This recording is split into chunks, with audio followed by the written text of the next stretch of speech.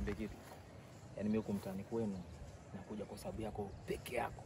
Mimi huko hamna kitu nafuata huko. Yaani hamna kitu cha muhimu chochote ninachofuata kuzaidi yako wewe. Sasa hapa nimekuona hivi bwana, nimalize shughuli mapema. Mimi nakupenda, nimekuelewa.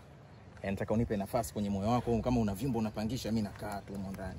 Yaani wewe unakuwa wangu kabisa. Yaani sichukui mtu mwingine yote wala sihitaji mtu takataka nyingine yote. Wewe. Kumbe duniani kuna picha. Kwa hiyo wewe huko ulipotoka yani umejipanga mwenyewe, umeamka umejipanga, umekuja hapo na unaniambia kwamba unakuja kwa sababu yangu.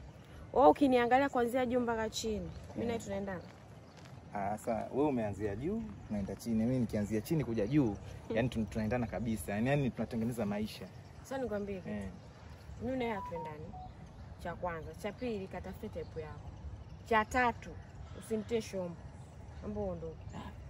Hapo kwenye type C, kwenye shombo hapo ndo hapo sasa hapo umevuka mipaka. Yani nimekuwa samaki tena kwa samaki yani.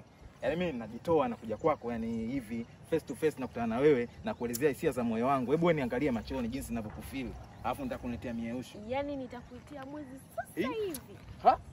Unatamba mwizi? Ebete tambo ili kwanza. Unatamba mwizi yani uko wapi? Tulia wewe. Oya namba simu. Tulia wewe. Wewe unatamba? Mimi kuna kufuata wewe unanitia mieusho. Bwana hii simu yangu. Tulia wewe.